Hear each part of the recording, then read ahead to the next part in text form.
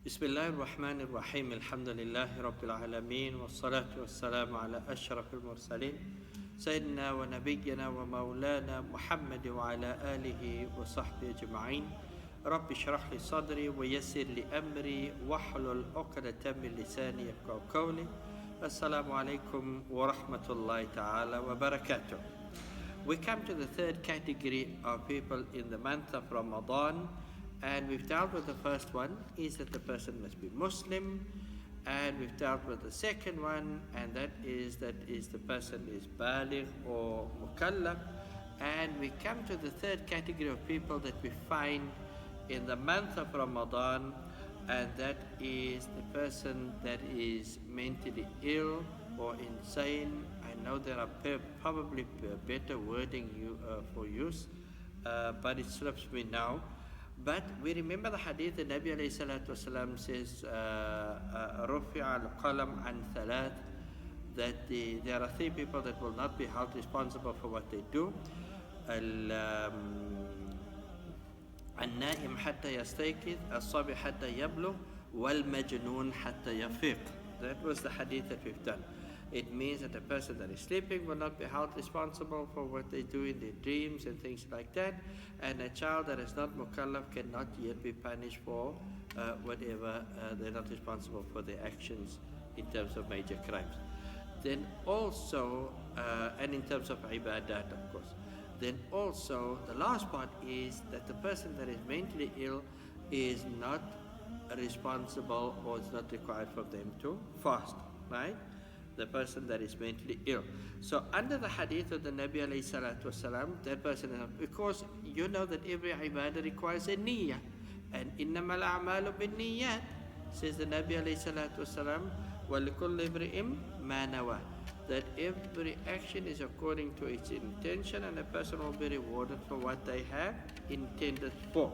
So therefore, if a person then is in a condition where sometimes they are sane, allow me to use this word, sometimes they are sane and sometimes they are mentally ill, then there is, the ulama looks at that and say, okay, let's look at, so when the person is feeling well and sane, says the ulama, in that state then you must fast.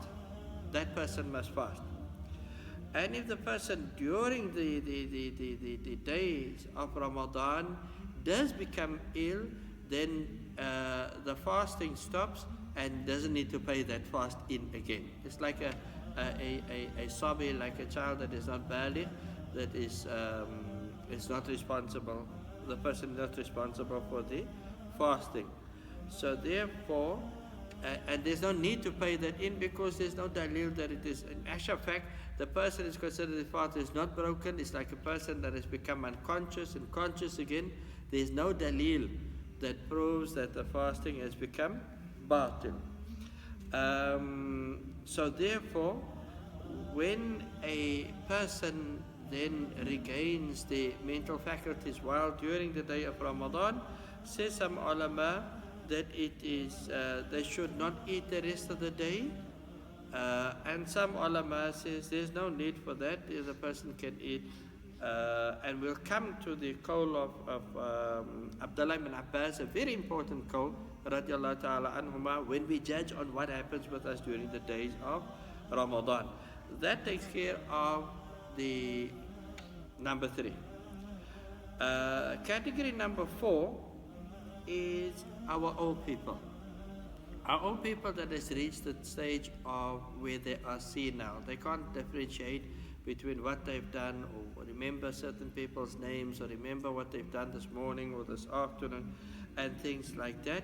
So therefore the deen of Islam is very easy. Yuridullah bikumul yusr wa la yuridu bikumul usr. Allah wants things easy for you, Allah don't want things difficult for you.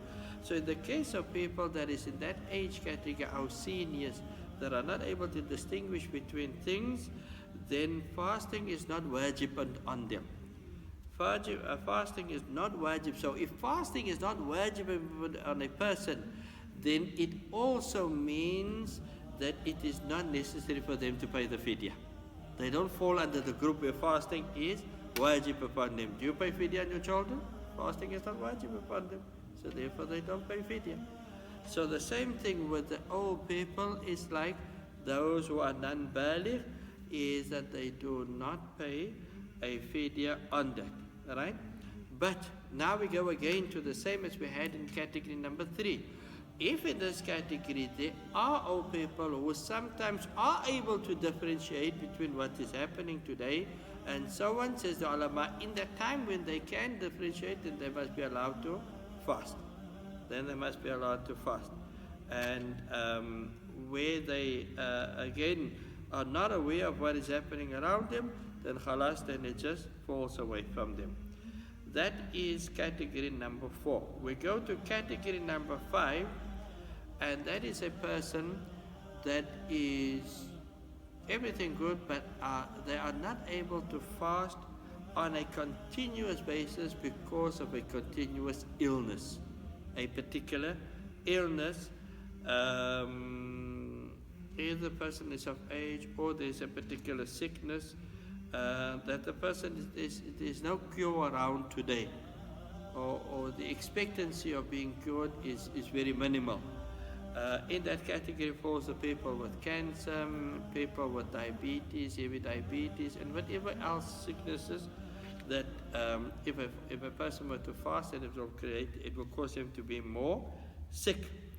Allah subhanahu wa ta'ala clearly says in Surah Al-Taghabun, ayah number 16, فَاتَّقُوا اللَّهَ مَا اسْتَطَعْتُمْ. Fear Allah ta'ala as much as you can. And we know the famous ayah that we're all familiar with, Surah Al-Baqarah 200, ayah number 286. Please go and look up the ayah.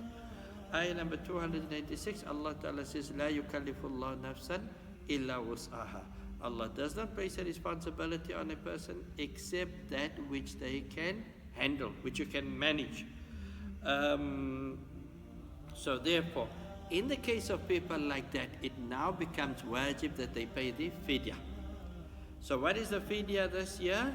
The fidya this year is 10 rand and the fitra is 40 rand. In actual fact, you know that it's still the same till 2017. It is still the same. Maybe I must just look further than that, but I've only written down as far as that. So, the fidya is 10 rand and the fitra is 40 rand. So therefore, a person now gives that to a poor person in the value of food, and obviously you can give more. There's lots of poor people, there's lots of people that are hungry, and whatever the case may be, so you give it to the poor person. If you're going to give the minimum, it's the value of 10 rand. If you're going to give more, then wallahi, Allah Ta'ala is going to increase you. So therefore we give to the person, we give to the value of 10 rand to a poor person, and that is sort of in place or equal to the value for the fasting that we would have done on that day. Unfortunately we cannot. So therefore Allah Ta'ala grants that permission that it is done. Abdullah ibn Abbas radiallahu anhu, he says, في الشيخ الكبير والمرأة الكبيرة لا يستطيعان الصيام أن يصوم لا يستطيعان الصيام أن يصوم فيطعمان مكان كل يوم مسكينا. رواه البخاري.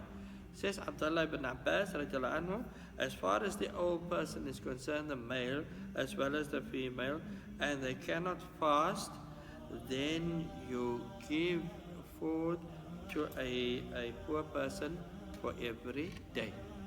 That takes care of the categories until number 5.